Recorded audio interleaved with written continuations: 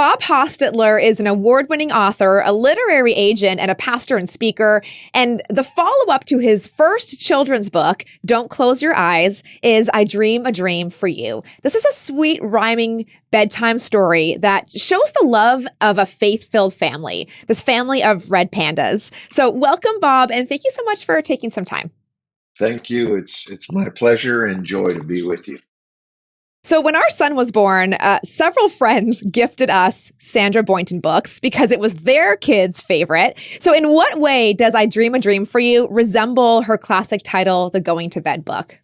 Well, it's a bedtime book. I think it's like Don't Close Your Eyes. It's kind of a perfect book to just, the day is coming to an end. And so let's read this together. And it prepares us to have sweet dreams and to just enter that dream world together.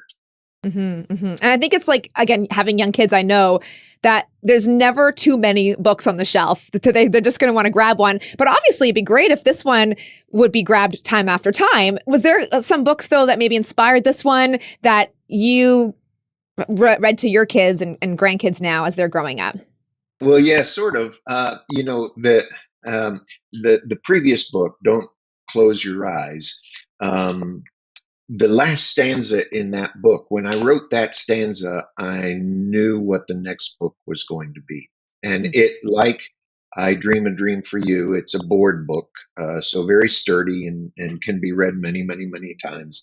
But the last stanza of that is based on something my wife has said to our kids and grandkids since they were born. And whenever she says goodnight, she tends to say, you dream of me and I'll dream of you.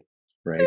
And so when I wrote Don't Close Your Eyes, the last stanza in that, if I can remember it, is because the premise of that book is, it's using reverse psychology. Right. So I know you're very tired, but don't close your eyes.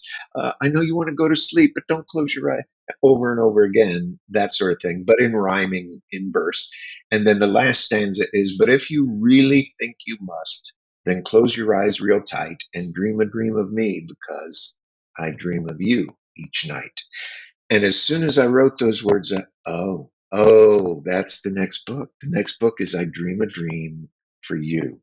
Right. And so, and the premise of I Dream a Dream for You is not only to entertain and it's adorable illustrations and like Don't Close Your Eyes is a rhyming bedtime book, but it's also to help parents and grandparents and all those who care about the children they're reading to put into words their hopes and dreams and aspirations for a child.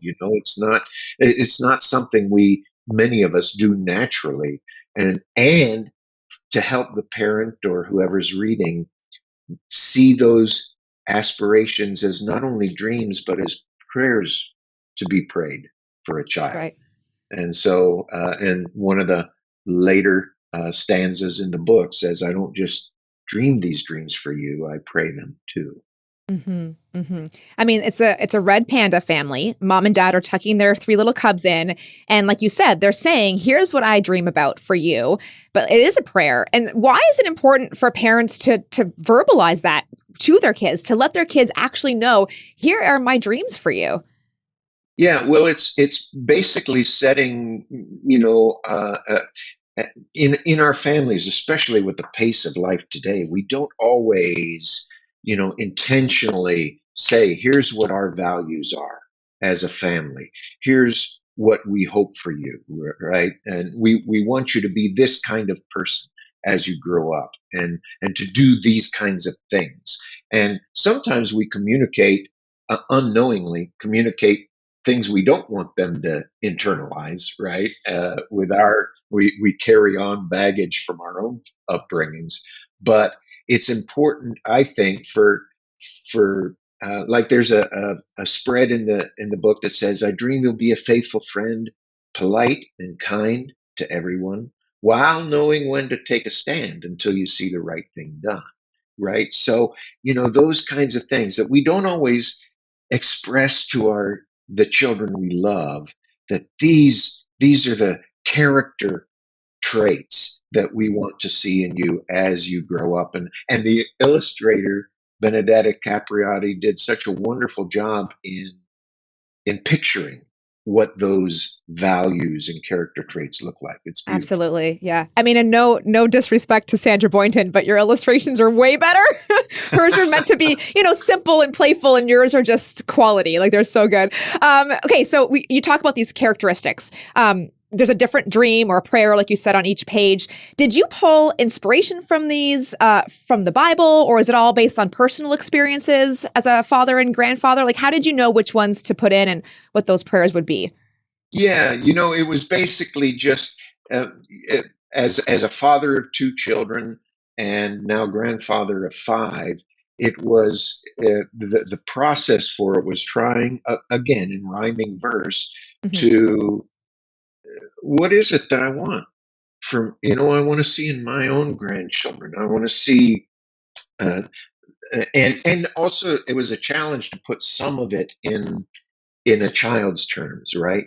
Because Right. we could say, I want my child to grow up as an optimist, not a pessimist. But how do you say that? Well, there's a page that says we want you to see how silver lines each cloud since God is watching over, and so yeah, it was a multi-layered process of what is it, what are my dreams for my child, and yeah, and basically, okay, let me rewind the tape a little bit.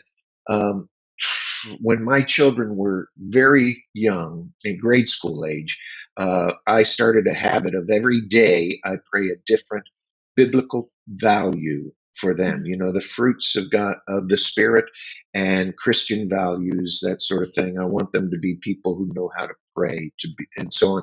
And so part of it was translating those 31 biblical virtues. That it's been an article, and it's an app called 31 Ways to Pray for Your Kids, and to translate that into this rhyming storybook, bedtime book, that was a challenge. But to Mhm. put it in a child's terms, that was just That was the harder a part. Yeah. joy. Yeah. Yeah. Well, and because you write a lot of devotionals and nonfiction, it's like very different to now have to do a rhyming book for kids. So definitely taking you out of your comfort zone. But God has made you a grandfather so that you could do these books, right? That's right. Yeah, and it's always been my uh, hope. I've always wanted to write a children's book, and I wrote several and tried to sell them years ago, and it went nowhere. But then when the idea for Don't Close Your Eyes came up, I thought, well, that's going to be the one. And then this is a natural follow up to that. It just has fulfilled a lifelong hope of mine. Mm. Maybe even maybe before I had children, I wanted to write because I've Mm. always loved. I grew up on Winnie the Pooh and Dr. Seuss and all that, and so I love children's books. Even though now my kids and grandkids are not the age that you would read a storybook to, but I still read many children's books a year, just Hmm. Yeah. because I love them. They're Yeah. beautiful Yeah. and wonderful. Yeah. Wow. Okay. Lastly, practical here. How can parents or grandparents help their kids turn their dreams into prayers? Yeah, I think number one is expressing them, and that's what I hope this book will help with. Right? Is as a parent reads this, and I've heard from many readers and friends who've read the book to their child or grandchild that it is a book that they want to read over and over again. They say my daughter pulls this off the shelf every night. She wants to hear it again, and so by repetition and and investing those phrases and those words and those goals and aspirations into the child, then I hope the same thing will happen for many parents and grandparents that happened for me. When I started praying those 31 biblical virtues every day, every month for my children, I started to then, if today's was about respect, if that's the prayer I Mm. prayed this morning, then it would always come up during the day that I Mm. had the opportunity to reinforce that value or character trait in my child. And even then, when I went to bedtime prayers with them, I was able then to re pray the prayer I'd prayed that morning for them that evening. Mm. And so it is. It's a cycle, it's repetition, but it's amazing the ways God brings to mind the values and character traits that you'll be reading in this book. Absolutely. Wow. I mean, it's so important to speak over our kids, but also to not necessarily do it in privacy, do it with your kids. And so I think this is such a great approach. And I can't wait to see what you're going to do next, because Sandra Boynton has a huge collection. So it's your turn, Bob, to do this in the Christian space. Bob Hostetler, again, I Dream a Dream for You for Kids. Thank you. Thank you, Karen.